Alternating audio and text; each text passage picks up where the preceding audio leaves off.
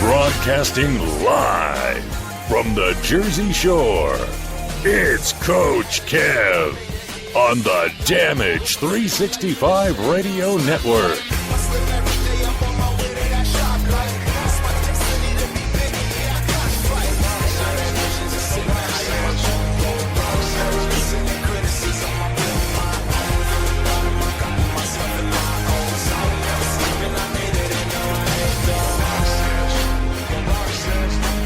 Welcome back, ladies and gentlemen, and Happy New Year. It is episode number 1, season number 4 of the Indy Supershow here on the Damage 365 Radio Network. I'm your host, Coach Kev. I'm joined live in studio with Nick the Beard. Nick, welcome back. Happy New Year. Happy New Year to you too, Kev. Thank you for the happy birthday a couple weeks ago as well. My birthday was 2 weeks ago, for those of you who didn't know. Beard oils and conditioners are acceptable gifts, just so you know. And baby Gap size large.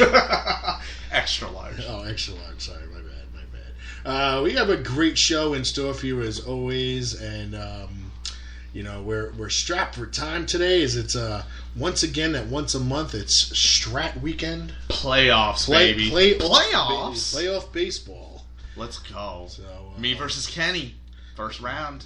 Regional series. It's going to be one third of the Indy Supershow taking on Real Sports Talk with Kenny Kluska. It's getting dirty. Kenny's already talking crap, so I guess we're going to have to wait and see who comes out on top. 5-game series. So, as always, Real Sports Talk with Kenny Kluska can be listened to right here on the Damage 365 Radio Network, along with all our other great shows like the Alumni Clubhouse Report, Enrage World Radio, After the Credits, and, of course, the flagship show. The Indy Super Show. God, it's been a long... it's crazy to think that it's 4 years now. Going on 4 years. This April. This WrestleMania will be 4 years. This WrestleMania will be 4 years. I've been with the company for 2.5 years already, and it's... No. 3.5. 3.5. Wow. It'll be 3.5. 3.5 years I've been with the company. You came on in August. You came on right at the beginning of the fall of our first season. Yep, I started in August. You guys started our the show New York Mets analyst. Dude. Oh, by the way, speaking about New York Mets analyst, congratulations on becoming a beat writer for True Love Sports. Yes. Covering our amazings, the New York Mets. New York Mets, it's a great opportunity. I saw an opening, thought I'd take a shot, and they brought me on. And my first article will definitely be coming out in the next couple days, hopefully tomorrow night or Tuesday night. Very awesome, very awesome. We playing around with the idea of coming up with a New York-only baseball show. I like it. Here on the Damage 365 Radio Network. And we were going to call it The Amazing Pinstripes. I like it.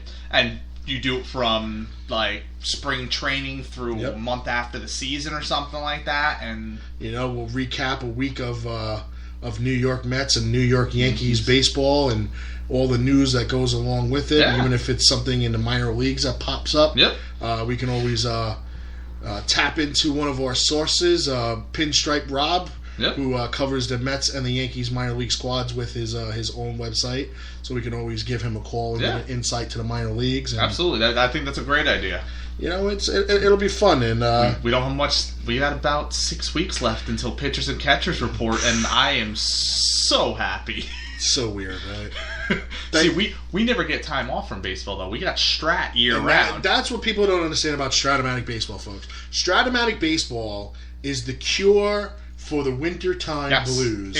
Because when you're sitting there looking out the window going, oh my God, I wish the snow or this cold would go away so we can play baseball. Stratomatic makes the winter go by so fast. We do the draft, 9 months, and then 9 months of regular season, and then 2 months of playoffs. So there's your 12 months of the year, and we never have to live without baseball. It's great. Such a great thing. Not so much for the ladies, but except for the ones that are in our league. The ones that are in our league. So they could deal with it. But, you know, my girlfriend's a baseball widow. She's used to it. So See, my girlfriend's a baseball fan, so it's amazing. So, hashtag sign her up. Hashtag I'm not quite sure yet. All right, we got a great show in store for you, ladies and gentlemen that haven't disconnected by now. We got some birthday shout-outs, and we got some wrestling that we need to recap from this past weekend. Friday in Wharton, New Jersey, we had D2W Wrestling, and Saturday in Lodi, New Jersey, on the 9th, we had Pro Wrestling Magic. So let's get to that, right into our birthday shout-outs. And stay tuned, we'll be back in a couple of minutes. For anybody in the audience who's got a birthday today, happy birthday to you. And if you're not down with that, we've got 2 words for you.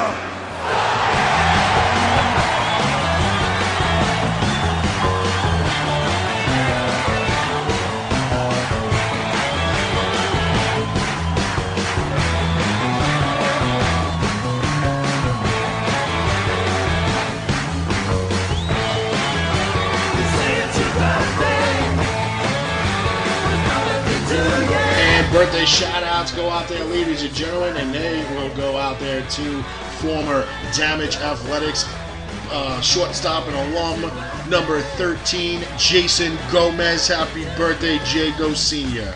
Former guests on the show and future guest at the big event with Damage 365, Killer B, Brian Blair. Happy birthday. Happy birthday goes out to the UWA Elite President, Dave Swan. Happy birthday, Dave. And former guest on the show, Amaya Jade. Happy birthday, Amaya. Happy birthday to everybody celebrating their birthday this week in January. We hope you have a great birthday.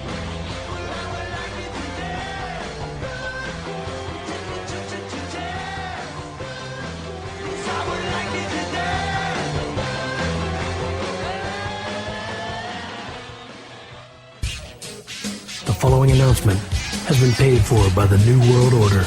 Hello, ladies. The Big Valboski here, and you're listening to Damage 365 Radio.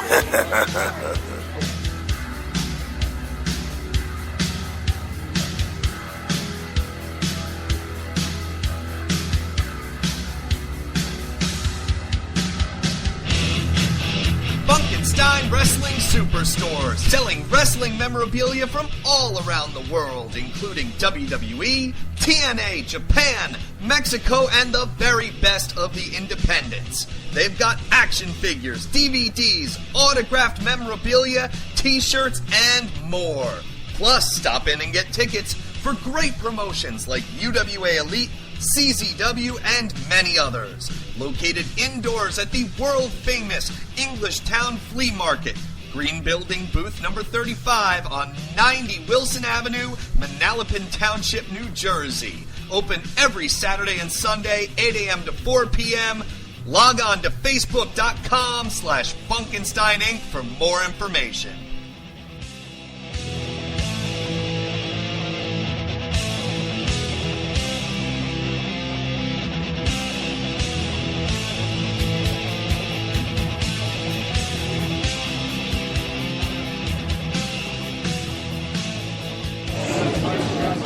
This is the War Machine Rhino, the last ever ECW World Heavyweight Champion, and you're listening to Damage 365 Radio. Keep listening, or you'll get gored in half.